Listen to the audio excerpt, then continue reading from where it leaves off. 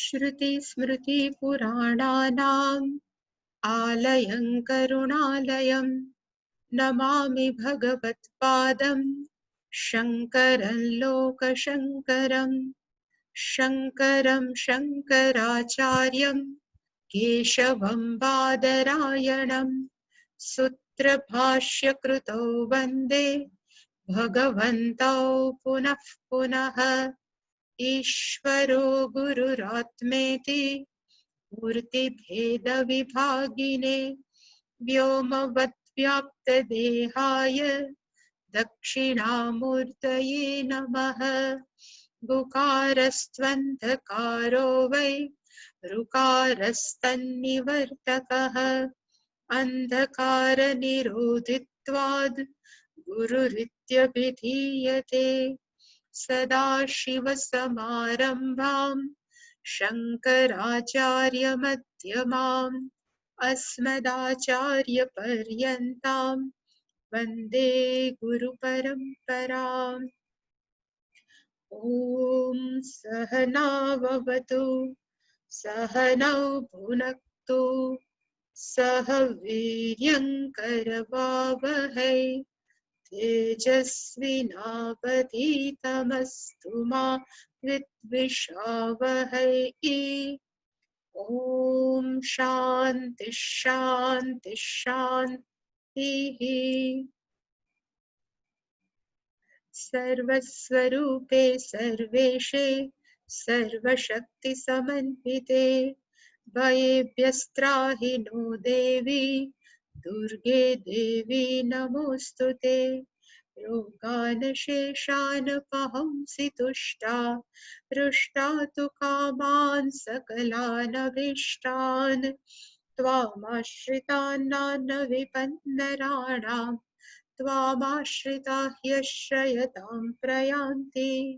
सर्वबाधाप्रशमनं त्रैलोक्यस्याखिलेश्वरी एवमेव त्वया कार्यम् अस्मद्वैरिविनाशनं सर्वस्वरूपे सर्वेशे सर्वशक्तिसमन्विते भयेभ्यस्त्राहि नो देवी दुर्गे देवी नमोऽस्तुते।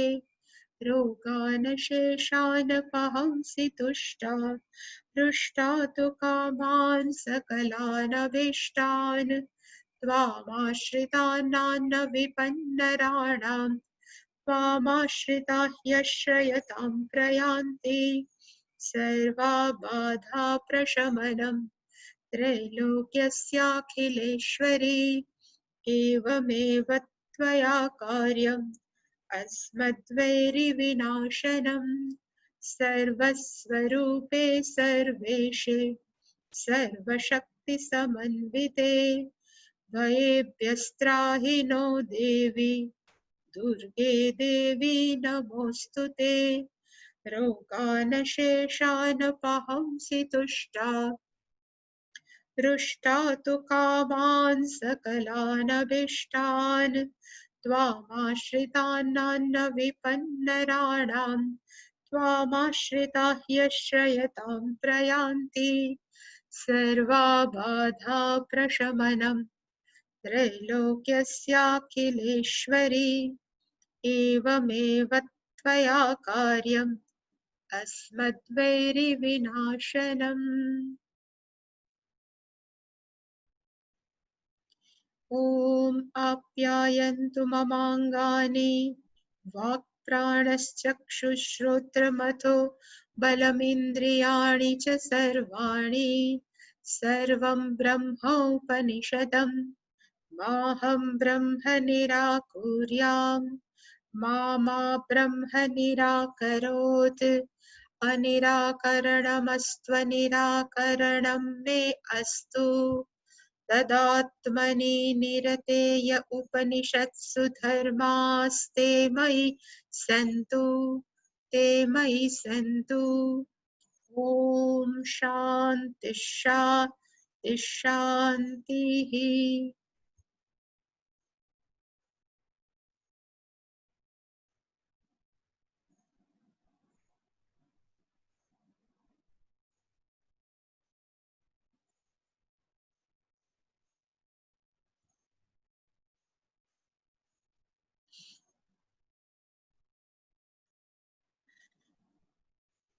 અત્યાર સુધી આ 6 ટોપિક ઉપર બધાએ ભેગા થઈને ડિસ્કશન કર્યું કે બ્રાહ્મણ કોણ છે. જીવઃ બ્રાહ્મણઃ, દેહઃ બ્રાહ્મણઃ, જાતિ બ્રાહ્મણ, જ્ઞાન બ્રાહ્મણ, કર્મ બ્રાહ્મણ કે ધાર્મિક. અને બધી આર્ગ્યુમેન્ટ કરી અને બધાએ આ 6 વસ્તુ ક્યારે પણ બ્રાહ્મણ ન હોઈ શકે એવું પ્રતિપાદિત કર્યું અને સાબિત કર્યું. અને પછી એ લોકો જાણવા માંગે છે આ બધા પંડિતો થઈને, તો હુ ઇઝ ધ બ્રાહ્મણ, ખરેખર બ્રાહ્મણ કોણ છે. અને એના પછીનો પેરેગ્રાફ છે એના માટે છે.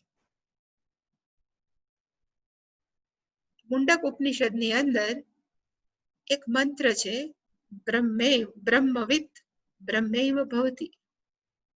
બ્રહ્મવિત નો અર્થ થાય બ્રહ્મને જાણવા વાળો.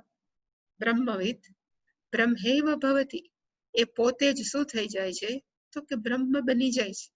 બ્રહ્મ બની જવું એક એક્સપ્રેશન છે, પણ ખરેખર એનો અર્થ થાય કે બ્રહ્મને જાણવા વાળો ખબર પડે છે કે હું બ્રહ્મ તત્વથી અલગ નથી. અને આ મુંડક ઉપનિષદનો મંત્ર છે. એવી જ રીતે કે જેવી રીતે ખબર પડે કે સોનાની વીંટી, એને ખબર પડે કે હું કોણ છું તો કે હું સોનું છું. વીંટી એક નામ છે અને વીંટીનો એક આકાર છે. ઘડો, ધારો કે આત્મજ્ઞાન થાય તો ઘડાને જાણ થાય કે હું કોણ છું તો કે હું માટી છું, પણ ઘડો એક મારો આકાર છે, ઘડો મારું નામ છે. એવી જ રીતે કોઈ લાકડાનું ટેબલ, લાકડાના ટેબલને ખબર પડે કે મારું વાસ્તવિક સ્વરૂપ છે એ લાકડું છે, ટેબલ મારું નામ છે અને મારો આકાર છે.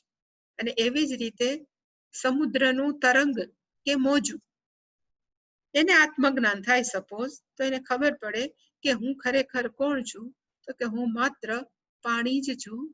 તરંગ એક નામ છે, તરંગ એક આકાર છે. એવી જ રીતે બ્રહ્મને જાણવા વાળો જે આત્મજ્ઞાની છે એને ખબર પડે કે હું બ્રહ્મ મારું વાસ્તવિક સ્વરૂપ છે, પણ શારીરિક શરીર એ એક મારો આકાર છે અને શારીરિક શરીરનું એક નામ છે. વાસ્તવિક હું કોણ છું તો કે બ્રહ્મ. હવે એવું બ્રહ્મવિદ જેને ખબર છે કે હું જ બ્રહ્મ છું,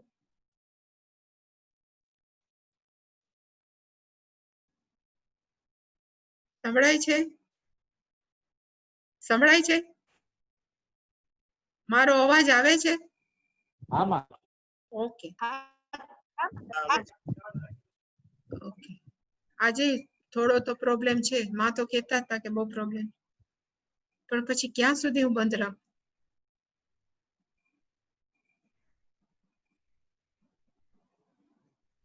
એટલે કે ખરેખર બ્રાહ્મણ કોને કહેવાય તો કે જે વ્યક્તિને જ્ઞાન હોય કે હું બ્રહ્મથી જુદું નથી, સહ એવ બ્રાહ્મણ. અને આખા આ છેલ્લો પેરેગ્રાફ છે એની અંદર બ્રહ્મ કોણ છે એનું લક્ષણ અહીંયા વર્ણન કરે છે. કહ બ્રહ્મ, બ્રહ્મ કોણ છે કે કિમ બ્રહ્મ, બ્રહ્મ કિમ. અને જે પણ શબ્દો આપણે જોઈએ છીએ એ કોનું વર્ણન છે તો કે બ્રહ્મ તત્વ, અને એ જ આપણું વાસ્તવિક સ્વરૂપ છે. એની અંદર અત્યાર સુધી કે ખરેખર બ્રહ્મ તત્વ કે જે આપણું વાસ્તવિક સ્વરૂપ છે એ કેવું છે તો કે અદ્વિતીય, જે આપણે જોયું હતું. અને અદ્વિતીયમ નો અર્થ થાય કે there is no second thing, બીજી કોઈ પણ વસ્તુ નથી અહીંયા. એકમેવ અદ્વિતીયમ ચૈતન્ય તત્વ. પછી એને બ્રહ્મ કયો, ચૈતન્ય તત્વ કયો, અક્ષર કયો, ભૂમા, ઘણા બધા નામ જુદા જુદા ઉપનિષદમાં છે, પણ મેઇન એને કહેવામાં આવે છે બ્રહ્મ. એ કેવું છે તો અદ્વિતીયમ, આપણે જોયું હતું. પછી જાતિ, ગુણ, ક્રિયા, અને અહીંયા એક મેં એડ કર્યું હતું સંબંધ. આ 4 પ્રકાર, આ 4 બેઝ ઉપર જ આખી દુનિયા ચાલે છે. તમે ક્યાં જાતિના છો, તમે કેવા છો, તમે શું કામ કરો છો, અને તમારો ફલાણાનો સંબંધ કેવો. એટલે કે આ બ્રહ્મ તત્વ કેવું છે તો કે જેની અંદર આ 4 ગુણ નથી. આપણે એની રીતે એને સમજાવી ન શકીએ.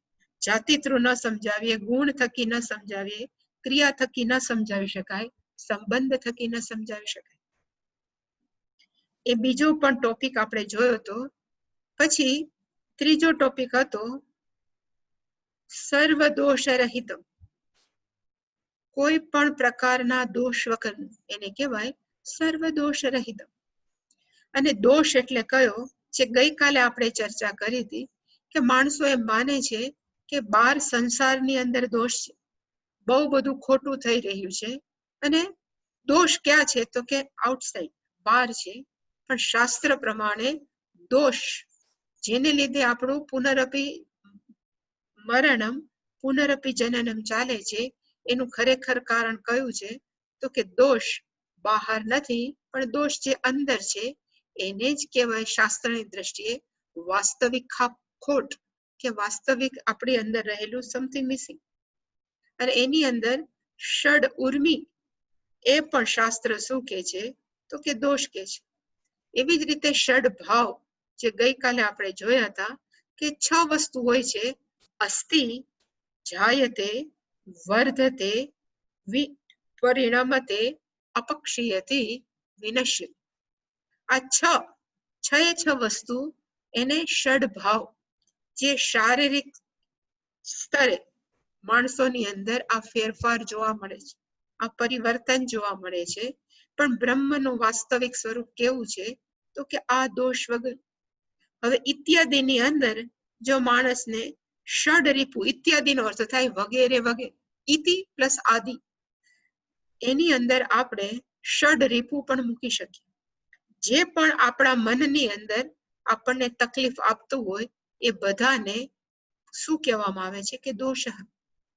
જે ગઈકાલે મેં ચર્ચા કરી હતી કે રાગ, શોક અને મોહ એ બેઝિક દોષ છે આપણા મનના. એની અંદરથી પછી આપણે જે બનાવવા હોય બનાવી શકીએ. આને કહેવાય કે આ પેરેન્ટ્સ છે, અને એની જનરેશન બીજી કહેવાય ને સેકન્ડ જનરેશન છે, એને કામ, ક્રોધ, લોભ, મોહ કહેવાય. કે રાગ, શોક, મોહ એ બધા જ શાસ્ત્રની દ્રષ્ટિએ કેવા છે તો કે બીજો જન્મ કરવા માટેની ઉપાધિ, તકલીફ કે દોષ. ચૈતન્ય તત્વ કે જે બ્રહ્મ છે એ કેવું છે તો કે આ બધા વગર. અને ગઈકાલે મેં એમ પણ કીધું હતું કે રાગ નો અર્થ થાય આસક્તિ. જેટલી આસક્તિ વધારે એટલું દુઃખ વધારે. અને આ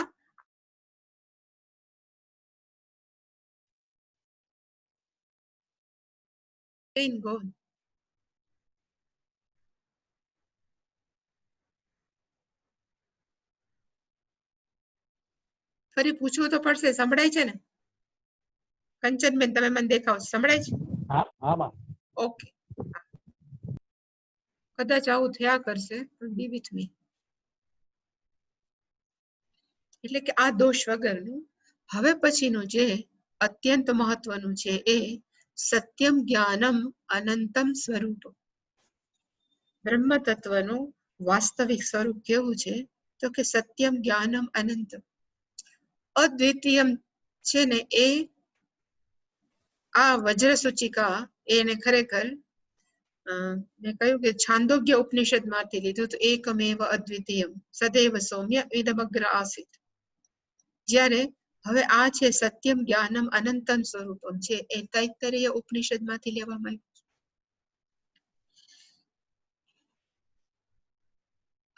અને એક તૈત્તરીય ઉપનિષદ નું જે બ્રહ્માનંદ વલ્લી છે એની અંદર પહેલો મંત્ર એવો છે કે બ્રહ્મવિદ આપનોતિ પરમ તદેશાભ્યુક્તા સત્યમ જ્ઞાનમ અનંતમ બ્રહ્મ.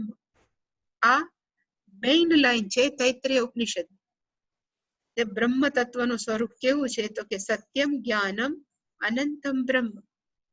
ખાલી આપણે જોવાનું કે સત્યનો અર્થ શું થાય, જ્ઞાનનો અર્થ શું થાય, આનંદ છે ને આમાં એડ કર્યું છે તૈત્તરીય ઉપનિષદમાં છે સત્યમ જ્ઞાનમ અનંતમ બ્રહ્મ. આ 3 વસ્તુ છે એ કેવી છે તો કે વાસ્તવિક છે, ચૈતન્ય તત્વ. અને મેં અહીંયા તમારા માટે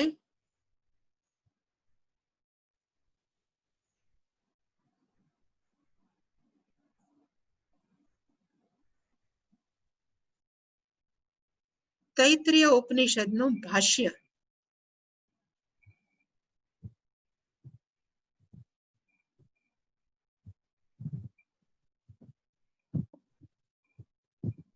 કનેક્શન ખરાબ જ છે, મારે વારે વારે જતું રહે, પણ તમને મારો અવાજ સંભળાય છે તો વેલ એન્ડ ગુડ.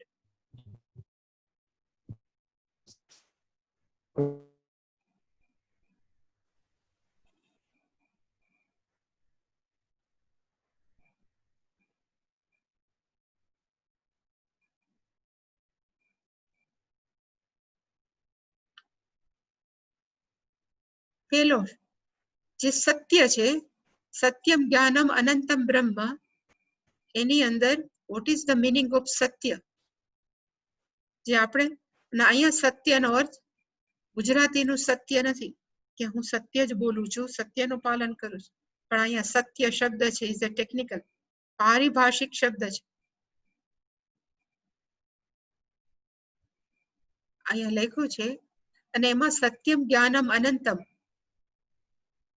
3 શબ્દો છે.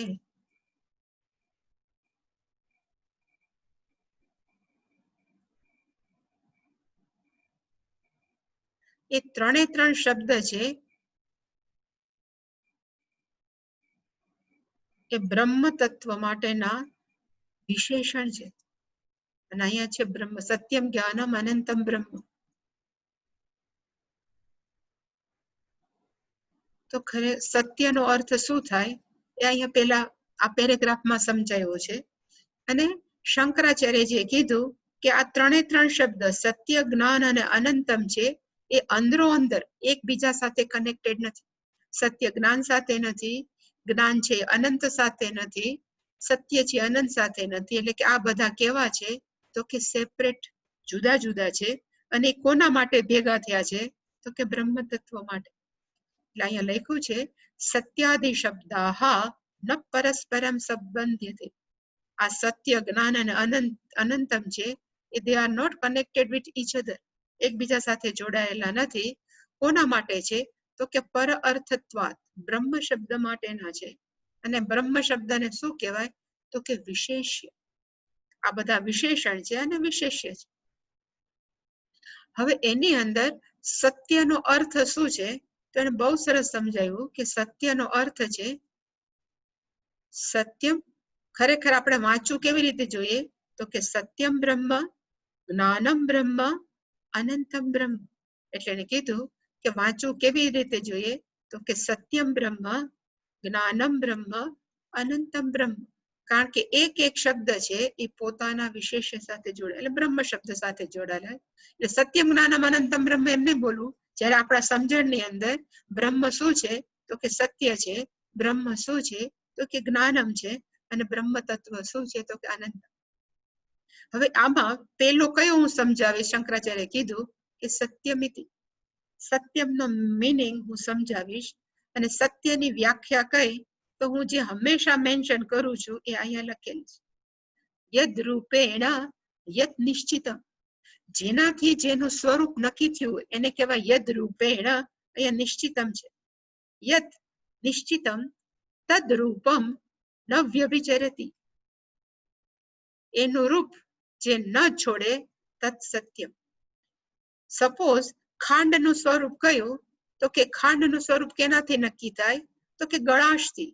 તો કે ખાંડ યદ રૂપેણ યત નિશ્ચિતમ, ખાંડ છે એના ગળાશથી નક્કી થાય. તદ રૂપમ ન વ્યભિચરતી, અહીંયા વ્યભિચરતી નો અર્થ થાય પરિવર્તન પામ. ગુજરાતીનો વ્યભિચાર નહીં પાછો, વ્યભિચરતી ન પરિવર્તનથી. ખાંડ છે જો એને નક્કી કર્યું, ખાંડ કોને કહેવાય તો માણસો એમ કે ગળ પણ હોય એને ખાંડ કહેવાય. પછી એ 1000 વર્ષ પહેલા પણ ખાંડ છે ગળી જ હતી, અને કદાચ ખાંડ પછી પણ હોય તો આફ્ટર 1000 years ખાંડ ગળી જ હોય. એને કહેવાય જેનાથી એનું સ્વરૂપ નક્કી થયું હોય તત ન વ્યભિચરતી તત સત્યમ. એટલે કે સત્યની વ્યાખ્યા છે જેનાથી જે નક્કી થાય રૂપ, તત ન વ્યભિચરતી. ગુજરાતીમાં એનું બોલવું હોય તો જે વસ્તુને જે સ્વરૂપથી નક્કી કરાણું હોય તે સ્વરૂપ ન છોડે એને શું કહેવાય તો એને કહેવાય તત્ સત્યમ. આ સત્યની વ્યાખ્યા છે. અને જે વસ્તુ જેનાથી નક્કી થઈ હોય એ સતત બદલા કરે એને શું કહેવાય? તો કે તદ અનૃતમ, જેને આપણે મિથ્યા કહીએ છીએ. યદ રૂપેણ યદ નિશ્ચિતમ તદ રૂપમ વ્યભિચરતિ. જેને જેની સાથે નક્કી કર્યું હોય જે બદલા કરે એને શું કહેવાય? તો કે મિથ્યા. તો સત્યની વ્યાખ્યા કહી જે ત્રિકાળ ત્રણે ત્રણ ટાઈમ પીરિયડ ની અંદર વન વિઝ રિમેન સેમ, જે હંમેશા સમાન જ રહે, ન બદલાય.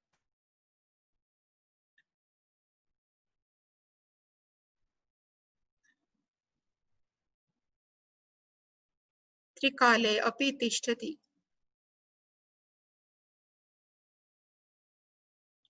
ત્રણે ત્રણ પીરિયડ ઓફ ટાઈમ, ભૂતકાળ, વર્તમાન અને ભવિષ્યની અંદર જે એક સરખું જ રહે એને કહેવાય સત્યમ. ત્રિકાલે અપી તિષ્ઠતિ.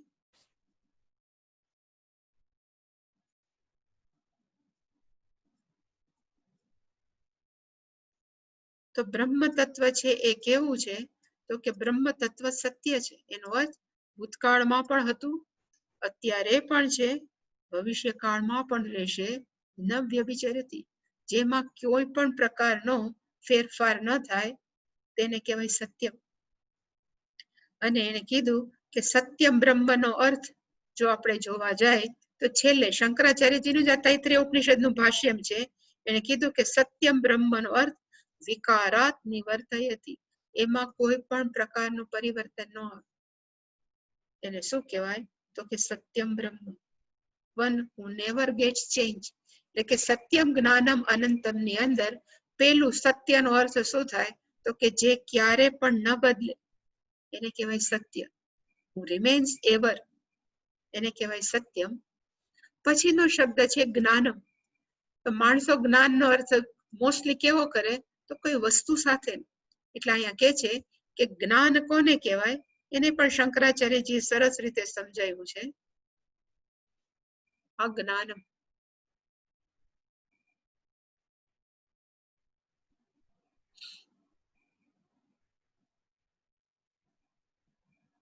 આ વાંચતું પછી પણ અહીંયા જ્ઞાનનો અર્થ થાય જ્ઞપ્તિ અવબોધ. જ્ઞપ્તિનો અર્થ થાય માત્ર ચેતનતા. એક જ્ઞપ્તિ શબ્દ છે અહીંયા જે લખ્યો છે, જ્ઞપ્તિ.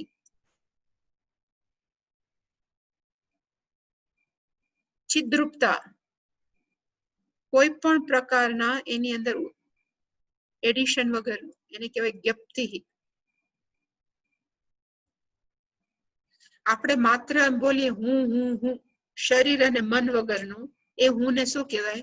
તો કે માત્ર ચેતન. એને અહીંયા જ્ઞાન શબ્દ કીધો છે.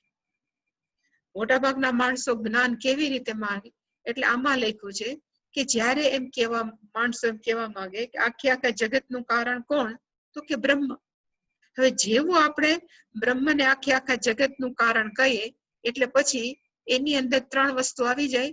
બ્રહ્મ છે એ જગતના કર્તા છે, બ્રહ્મ છે એ કારણ છે, એટલે એને બધા પ્રકારના વિકારો લાગે. એટલે એને કીધું કે બ્રહ્મ તત્વ છે એ ખરેખર એની અંદર કોઈ પણ પ્રકારનું જડતા નથી. એ કેવું છે? તો કે જ્ઞપ્તિ સ્વરૂપ, એ માત્ર ચેતનતા છે. અને એમની અંદર કોઈ પણ પ્રકારનું વિશિષ્ટ જ્ઞાન નથી. ધારો કે હું એમ કહું કે આ ઘડો છે તો મને ઘડાનું જ્ઞાન થયું. હું એમ કહું કે આ ચશ્મા છે તો ચશ્માનું જ્ઞાન થયું. પણ ઘડા ચશ્મા બધું કાઢ નાખે તો એ જ્ઞાન તો છે જ. માત્ર ચેતનતા છે એને અહીંયા જ્ઞાનમ કીધું છે. કોઈ પણ વસ્તુ વગરની માત્ર ચેતનતા.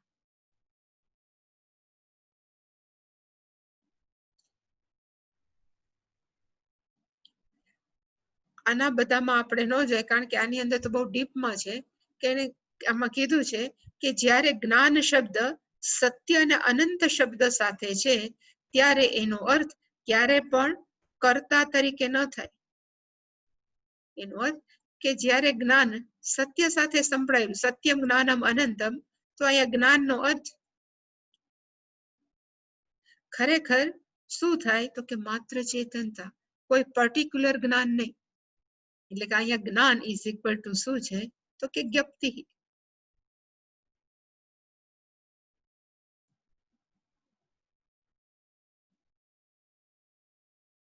અને ધારો કે આપણને કોઈ પદાર્થનું જ્ઞાન હોય તો એ હંમેશા બદલતું રહે કે હવે મને ઘડાનું થયું, હવે મને કોઈ પણ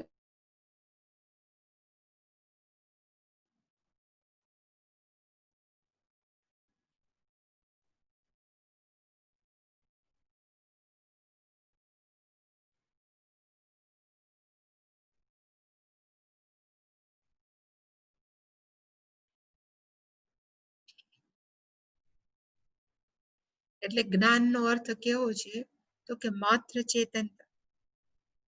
પછીનો શબ્દ છે સત્યમ જ્ઞાનમ અનંતમ બ્રહ્મ. એટલે અહીંયા ખાલી જ્ઞાન એવ જ્ઞપ્તિ. એટલે બ્રહ્મનું સ્વરૂપ કેવું છે તો કે માત્ર ચેતન.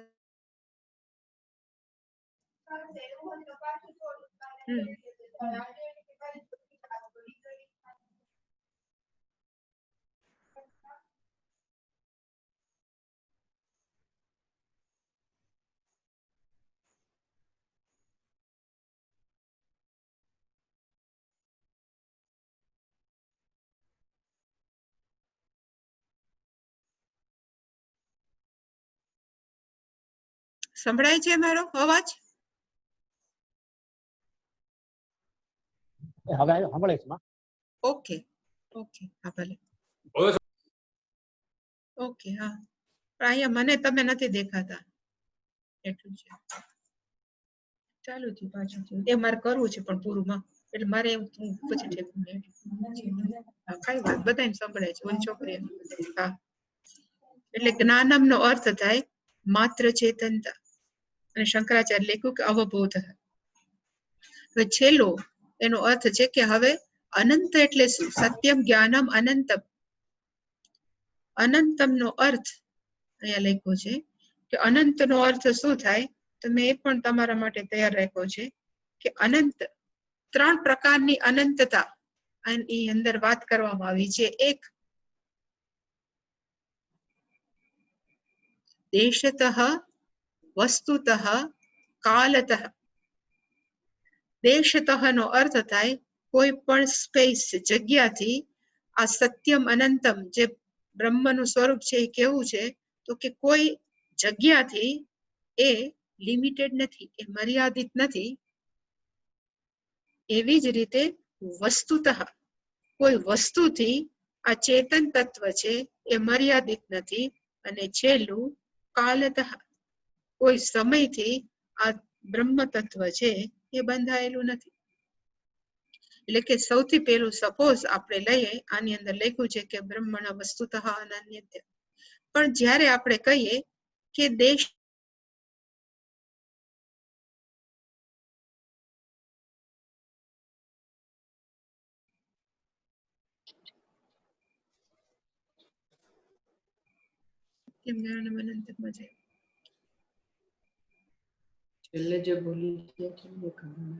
તમારા બધાનો અવાજ સંભળાય છે.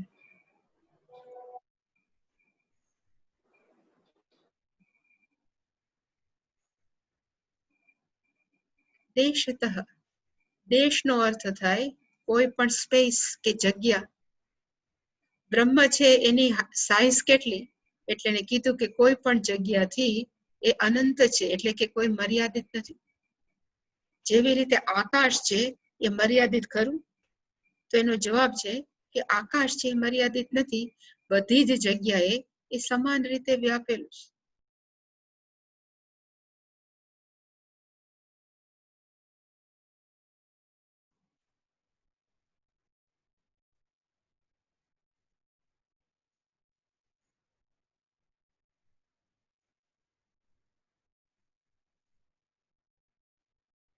આકાશ છે એ કોઈ પણ જગ્યાએ લિમિટેડ નથી કે મર્યાદિત નથી, બધી જ જગ્યાએ જેમ વ્યાપ્ત છે.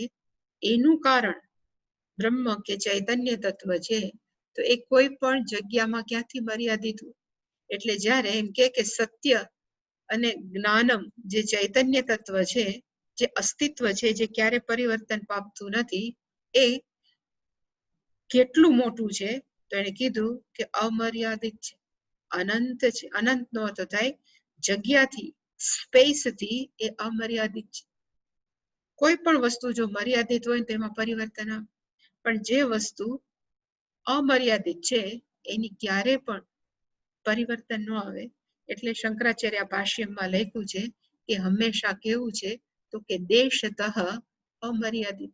અહીંયા દેશનો અર્થ સ્પેસ છે, ભારત કે પાકિસ્તાન કે અમેરિકા એવો દેશ નહીં. દેશતઃ ખરેખર એનો અર્થ થાય સર્વવ્યાપક, ઓલ પરવેઝિવ ઇંગ્લિશમાં કહેવાય, એને કહેવાય સર્વવ્યાપકત્વ. એ ચૈતન્ય તત્વ કેવું છે તો કે સર્વવ્યાપક, બધી જ જગ્યાએ સમાન રીતે વ્યાપેલું હોય એને કહેવાય દેશતઃ વ્યાપક. એવી જ રીતે એ જ્ઞાનમ અને એ સત્યમ જે ચૈતન્ય બ્રહ્મ તત્વ છે એ વસ્તુતઃ અનંત.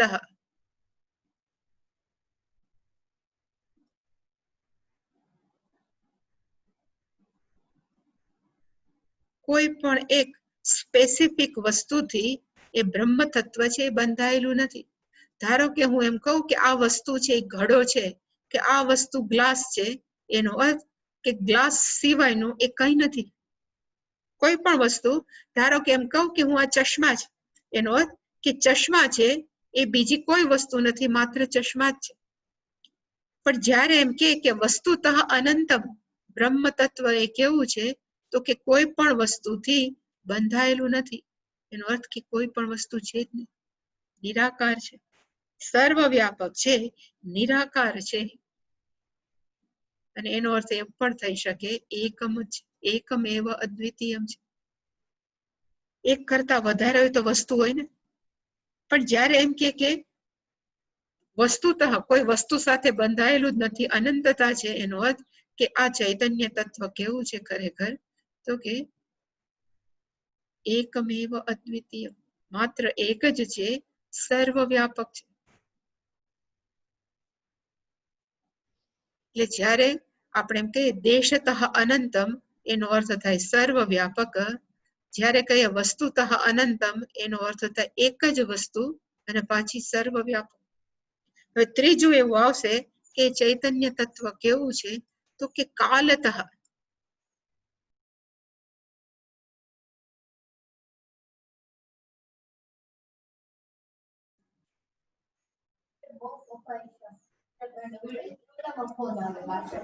એને ઉપાડવાનું નહીં, વાયડો થાય તો એને ઉપાડવાનું.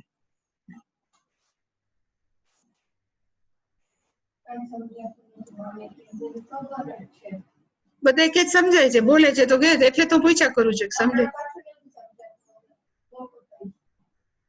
નથી માતાજી બરોબર નથી સંભળાતું. પણ તો સાચું કહું તો સમજણ બહુ પડતી નથી, કારણ કે લિંક તૂટી જાય છે ને, જ્યાં ક્લિપ આવવાની ચાલુ થાય લિંક તૂટી જાય છે ને, કન્ટિન્યુટી નથી, સમજણ નથી પડતી બહુ. અને અવાજ લંબાતો આવે, સંભળાતો નથી. ઓકે, પણ અનંત સુધી જઈ ગયો માં કન્ટિન્યુટી નથી, જે મહત્વની વસ્તુ છે એની અંદર જ હંમેશા કટ થાય. સમજાવી પછી કારણ કે આખા ખરેખર જોવા જાય તો આખા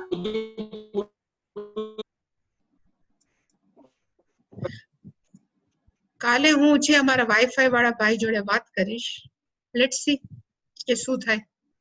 કારણ કે આવી રીતે કોઈ પણ વસ્તુ સમજાવું અને ખાસ કરીને આવી મહત્વનો ટોપિક એ બરાબર નથી. આજે હું એની સાથે વાત કરીશ વ્યવસ્થિત. તમે મને સાંભળો છો? હમણાં ત્યાં સાંભળે છે?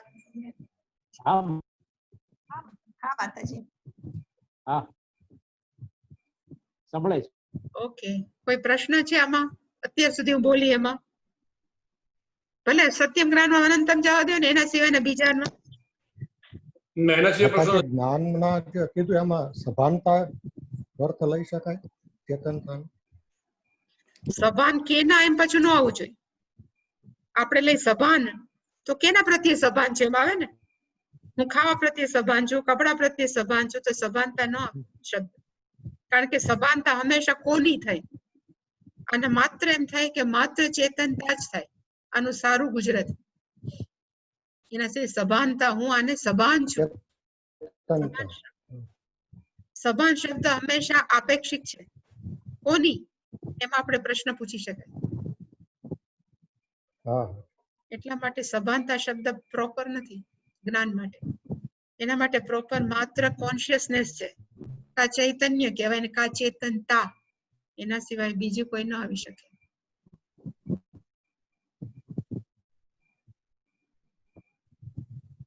બીજું કોઈ?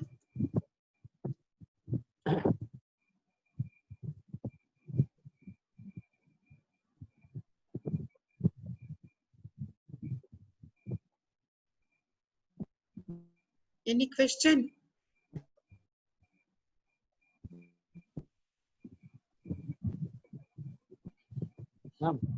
ના. Okay. So shall we discontinue? અત્યારે અહીંયા પૂરું કરીએ. હા. માતાજી BSNL ના નેટવર્કમાં પ્રોબ્લેમ રહે જ છે. આ BSNL નથી માતાજી, મારું અહીંયા વાઈફાઈ છે. હું BSNL નથી વાપરતી. અને એ પણ વાયરલેસ. હા માતાજી BSNL કનેક્શન હોય, વાઈફાઈ હોય, પણ BSNL હોય તો પ્રોબ્લેમ રહે છે. બીજું કોઈ GTPL કે ઈ હોય તો આપણે વિચારશું. માતાજી તમે એકવાર આવીને જોજો.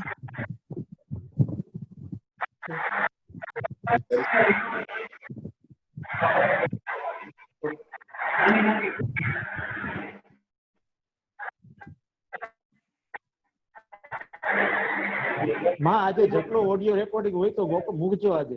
હા હા હું મૂકીશ. ઓડિયો બી મૂકીશ અને પુઅર રેકોર્ડિંગ કરીને મૂકીશ. હા ચોક્કસ મૂકીશ. અને કન્ટિન્યુટી થઈ ગઈ ને એટલે સાંભળીએ ને. હા હા ચોક્કસ. ઓકે. ઓમ પૂર્ણમદઃ પૂર્ણમિદં પૂર્ણાત પૂર્ણમુદચ્યતે પૂર્ણસ્ય પૂર્ણમાદાય પૂર્ણમેવાવશિષ્યતે. ઓમ શાંતિ શાંતિ શાંતિઃ. હરિઃ ઓમ શ્રી ગુરુભ્યો નમઃ. હરિઃ ઓમ.